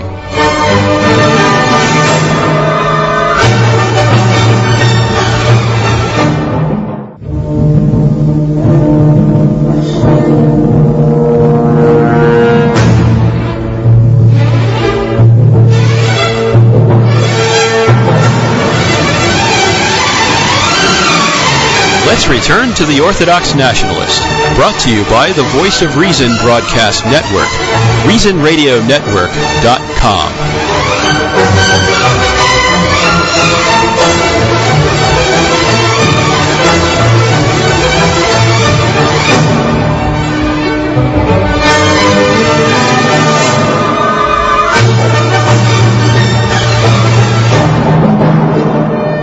Okay, everybody, welcome back to the Orthodox Nationalist. We are talking about agrarianism again, but agrarianism relative to the particular critique of the anti-federalist movement against the Constitution and against the oligarchy in America that was imposing the Constitution on the society. The fact is that the anti-federalist movement viewed the Constitution as it was promoted by Hamilton and Madison as an oligarchic document designed to protect the wealth and power of that class. And this is something that the anti-federalist movement was very closely associated with the agrarian lifestyle, small towns, small communities. That's how they viewed the Constitution. They viewed it as a class document. They held that popular government really is only good for small states and more or less cohesive states. Cohesive especially in terms of ethnicity and religious ideas. And I mentioned that the Federalist Party, the Federalist movement, I should say, that eventually was victorious, viewed political society and thus constitutions as really based on self-interest, and then controlling self-interest. And yet the anti-federalists had a tendency to view political society as really based on solidarity for the common good. The anti-federalists held that the House of Representatives, which was supposed to be the popular house, was too small. There were so many people that were supposed to be represented by a handful of people, a handful of politicians, and then ultimately what that would lead to is the rule of money. And of course they're absolutely correct. Only those who either are wealthy or who can secure the backing of the wealthy are capable of running for the House of Representatives. Even though the fact is that the House was meant to be, at least in theory, the part of the legislature that represented the poorer and middle classes, the small farmer, artisan, etc. And the fact is that really the agrarian criticism is, and it comes up again and again in the anti-federalists, is that under this system, or really under any political system that tries to enshrine popular government over a large area and over a large number of people, will eventually decline into the rule of the cities. Not only in that cities are very powerful and they're very populous and they have a civic life where people are used to working together. but even more, that farmers were always so scattered and often very difficult to mobilize through no fault of their own, that the American Constitution really means the rule of cities and those who rule the economic life of the cities. And so, in a very real way, the anti-federalist way of criticism was saying that the bankers are going to end up controlling American political life. Many years ago, in the Barnes Review, I wrote an article on the prophecy of the anti-federalists. And it started kind of a cottage industry among anarchists and agrarians and nationalists, in that the anti-federalists had predicted the advent of the income tax. They predicted the advent of the mass, very large bureaucracy, of the standing army, of judicial activism, of the external empire of the United States, of really the police code that exists and dominates in this country. Every syllable of it was predicted in the 1770s and 1780s by the anti-federalist movement. So when someone talks about the founding fathers, the phrase is absolutely nonsensical. You have to be very specific as to who you mean, because the small and middle class farmer, which was, of course, the backbone of the anti-federalist movement, had nothing to do with the so-called founding fathers, people like Jefferson and Adams and Madison, Hamilton, but were vehemently opposed to them on the grounds that they were promoting an oligarchic system of rule enshrined by and protected by the Constitution. Even more than that, the anti-federalist thinking from Pennsylvania and New York held to the view that the national capital will become really an arena for power, for paganism, for the worship of matter, for the manipulation of anyone and everyone in this country for the sake of creating empire. And they said this in the 1770s. So if that in and of itself is not sufficient to get you to read the anti-federalists and take them seriously, then nothing will succeed in doing that. The anti-federalists saw political power, concentrated political power, as oligarchy and as ultimately pagan and materialist at its root. Because Washington, D.C. is going to be so distant from the average American farmer in particular, that it will become an isolated center of crime, death, manipulation, empire, and black magic. Even worse, this black magic was to actually be in the phony coinage or printing of money in the central apparatus in Washington, D.C., which will create value out of nothing, which will create power out of nothing, based entirely on the central and centralized institutionalization of power in the capital. And that the destruction of local currencies is the destruction of state power and really the enthronement of the worship of money in Washington, D.C., and that this, again, will be protected by the Constitution in one way or another.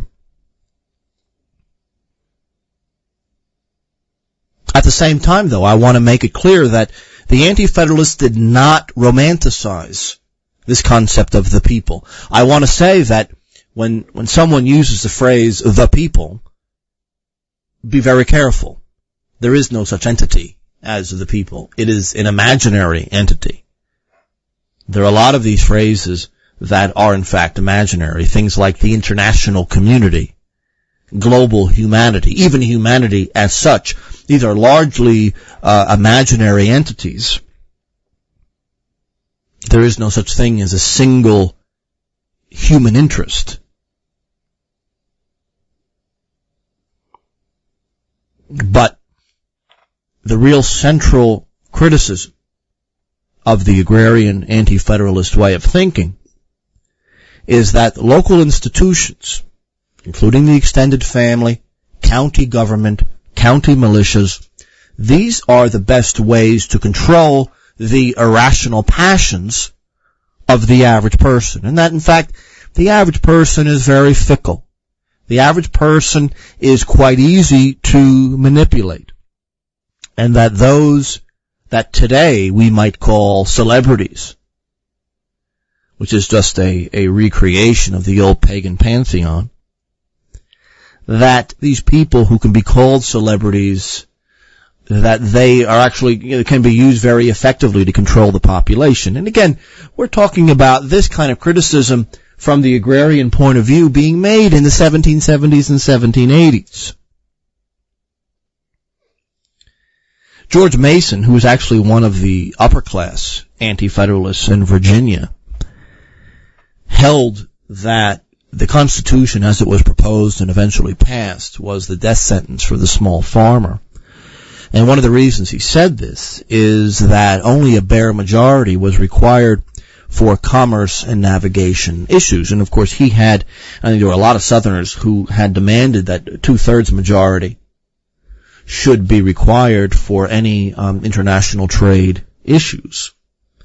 And that 2/3 majority was rejected by the Federalist Party because they simply wanted, and in George Mason's point of view, they really just wanted a handful of urban areas to be able to dictate the terms of international trade. The Anti-Federalists viewed party politics as really being an adjunct to international trading interests, and they really hated the idea of politics and electioneering. But this was really more about manipulation than truth. So what you have in the 1770s and 1780s is really the urban versus agrarian interest fighting each other under the guise of Federalist and Anti-Federalist. The Anti-Federalists were agrarian. They were based on the small farmer, the worker, the artisan, the middle class and the lower middle class. They were very Christian. They were very localist in their point of view and based really on the day-to-day function, the identity of the local community. And the Federalists, Madison and Hamilton specifically, were very urban. They were very mercantile.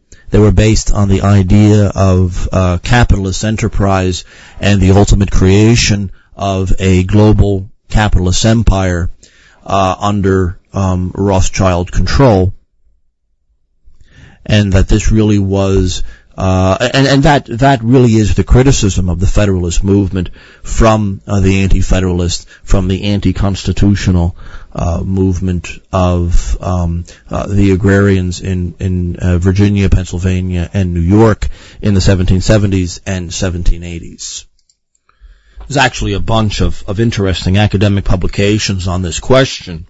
Cecilia Kenyon's 1955 article, Men of Little Faith, Saul Cornell's article, Aristocracy Assailed, published in 1990, and Emery G. Lee III, his Representation, Virtue, and Political Jealousy, published in 1997. All of these are making similar points. They're using a lot of academic jargon, and of course they won't talk about the Rothschilds, although that's come up quite a bit in the career of Alexander Hamilton. Yet there is quite a bit of interesting and usable material here in the founding of the American Republic relative to the agrarian interest and the communitarian interest in the rural areas, and especially the western areas of the original 13 colonies. I want to make it clear with all of this that the Anti-Federalist and agrarian way of thinking was anarchist in the best sense of the word. And what I mean by that, to put it in an abbreviated way, is that the Anti-Federalists made a huge distinction. And this is common in agrarian political thinking, between power and authority. Power is a coercive force. Power can exist under any regime, for any purpose, for good or for ill. Authority is that which naturally adheres to the truth.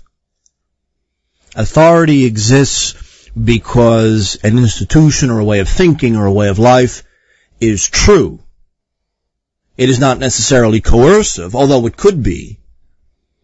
But the central distinction between power and authority is that authority can rule legitimately and without coercion, whereas power always requires coercion, because power, if divorced from truth, simply exists through manipulation. But that distinction is huge in the agrarian debates of the 1770s and 1780s in America, because a distant capital, Washington, D.C., or even a state capital, usually has to control the outlying hinterlands and farms through power. And yet the farming life and the family life that it's based on and the Christian life that it's based on exists through its own authority, through its own truth. And that's a big difference, and that's a big distinction. And when Shays' Rebellion or the Whiskey Rebellion or Freeze Rebellion or any of these major confrontations between agrarianism and urbanism exploded in the 18th century, it usually was at least at root between the idea of local and familial agrarian authority versus a distant mercantile urban power. And that, quite possibly, is really the foundation of the confrontation between Federalists and Anti-Federalists at this period of time. And why I want to make it clear that the Constitution that was eventually passed over the heads and over a lot of blood, the bodies of the Anti-Federalist and agrarian revolutionaries, in fact, enshrined oligarchy and enshrined corruption in American society. The Constitution is not a sacred document. It, in fact, is a contract and was even viewed by the Anti-Federalists as a contract on localism and local agrarian interests in the name of a domineering and arrogant oligarchy and aristocracy. And Patrick Henry, remember, made it very clear that the Constitution was written in secret. I mean, the propaganda was this is going to be an improvement in the Articles of Confederation, and of course the reality is that they completely threw it out and rewrote a brand new document in secret and then imposed that on the country. And as it was imposed on the country, the radicals and agrarians were rounded up, especially in places like Pennsylvania and western New York, to silence their opposition to what was developing in American life. So I want to make it clear that the veneration of the Constitution as it was passed back then is a mistake. Referring to the Founding Fathers as some kind of a unified group is just, classic American political amateurism. And the fact is that there was a huge anti-federalist and agrarian movement that was eliminated in one way or another as the Federalist Constitution was imposed on the country. I want to draw on the 1997 article by Emory G. Lee III, Representation, Virtue, and Political Jealousy, as a way to understand and explain agrarian political thinking relative to and opposed to the Federalist Constitution imposed on America. And I want to start that, and I want to conclude, this talk by dealing with this article with the concept that a democratic election, however you want to envision it, is really just a means for the elite that already rules to justify their power. It's a mechanism, and it has no other moral force than as a mechanism. Again, we're not talking about authority. A democratic election does not contribute any kind of authority upon people. It merely justifies their already existing power. And I think that this is how the agrarians and the anti-federalists at the time viewed the Madison-Hamilton Constitution. James Madison made it clear in the Federalist Papers that the representation in America or any other representative government, so-called, is justified not by the election per se. It's justified by the elite status of the person who is elected. The voice of the people, as imaginary and really as ridiculous a construct, especially as a moral or political construct, has nothing to do with the justification of an election or of representation. It's the status of that person who gets elected. The Anti-Federalists viewed elections as a problem because it justified the existence of radically oligarchic and unequal power relations between city and country, but even more because of the extreme distance between the capital and the countryside, especially back then where you had a great difficulty politically, was communication, especially between the hinterlands, say, of what we would call central Pennsylvania today, or the West back then, and a place like Washington, D.C., or even the state capital. For the Anti-Federalists, distance was a huge problem, because distance implied a complete lack of responsibility. For James Madison, distance was a benefit. The fact that the capital of America, say, whether it be in New York City or Philadelphia or Washington, D.C., was very far from the hinterlands of this country, which meant in his mind that the real aristocracy can do its work unhindered. Now, there's a perfectly justifiable philosophical position for aristocracy. And there's nothing wrong with it as such. The problem is that no anti-federalist at the time viewed Madison's justification of power as having to do with aristocracy. It had to do with oligarchy. It had to do with shipping interests.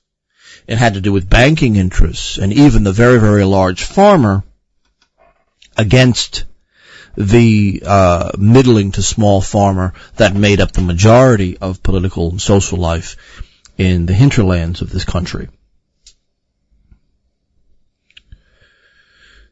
So, in fact, Madison was justifying the Constitution partially on the grounds that the lack of representation of the farming class was a positive thing, because it meant that the real aristocrats can do their thing without being interfered with.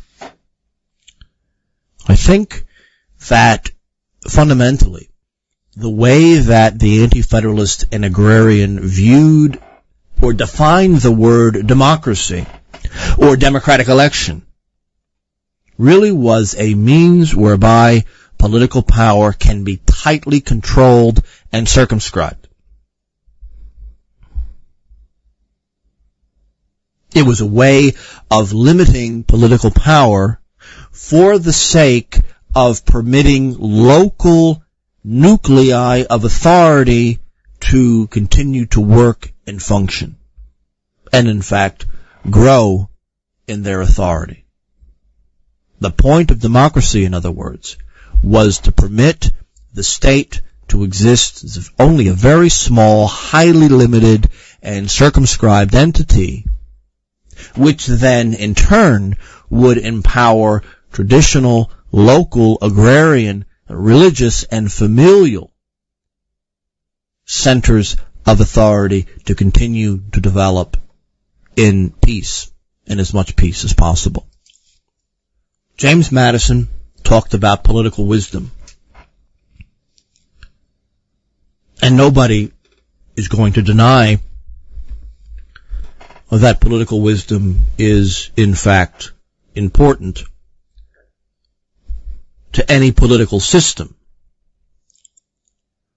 That everybody, every power structure or power center is capable of being manipulated by passion, but whether it be anger or jealousy or revenge, and that these things can harm, that these things can distort what would otherwise be an intelligent line of debate or discussion or policy. The problem is that the Anti-Federalists said that given our circumstances, given America as an increasingly powerful urban shipping and banking community, that there really is no final intelligent way, especially for the Federalist movement, to separate somebody's ability in banking or mercantile life in one way or another with the exercise of political wisdom. That the way Madison is arguing, it doesn't take a genius to figure that the average person, and even the average educated person, may begin to equate somebody who is successful in banking or shipping or manufactures with somebody who is wise in areas of religion or morality or politics. And this was a constant concern of the agrarian movement in the 1770s. Let's put it this way. Madison is famous for saying that if men were angels, no government would be necessary. The agrarian mind would say that if men were angels, government would still exist, it would just be perfect. It would be a perfect community where authority and power were purely and exactly united. They would be totally proportional one to another. The agrarian mind, finally, held that there was no real distinction between power as exercised by a class versus that power's connection to sources of money and other forms of material control. The agrarians, the Anti-Federalists, confronted Madison and Hamilton by saying that financial power and authority ultimately is all that matters in the Constitution. The state will become merely an instrument, the externalization of that class authority. So to conclude, I want to hold yet again that the agrarian anti-federalist movement was the most powerful movement of prophecy in the early republic, that the Constitution was a contract on the small farmers of this country, and that ultimately the urban mercantile trading influence ended up controlling America in the 1780s and continued to manifest its power throughout American history. Things like NAFTA and the so-called free trade and the rule of money and the Federal Reserve and their domination over the economy, that these things, quite frankly, should be held by true patriots as, in fact, no surprise whatsoever. This was the plan from the beginning. This is something that was built into the Constitution, and I think it should strike you, as I've said before, that when the Constitution was passed in places like South Central Pennsylvania, it was met by the rounding up of the agrarian revolutionaries, and in fact that the passing of the Constitution was justified because it meant the increasing pacification, violent pacification of the agrarian agitators of the time. So, needless to say, I am not somebody who venerates the Constitution like so many Protestants do as another book of Scripture. It's nothing of the kind. And that legitimacy, that is to say authority, in American life back then was held by the small farmer.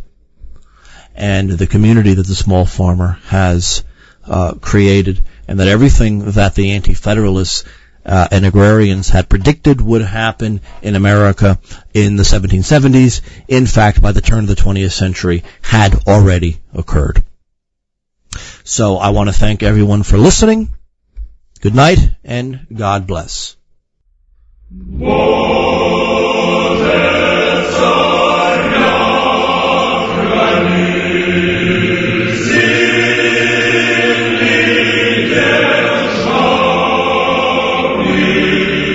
Thanks for listening. The Orthodox Nationalist returns Thursday evening, 9 to 10 p.m. Eastern U.S. Time. Join us at ReasonRadioNetwork.com.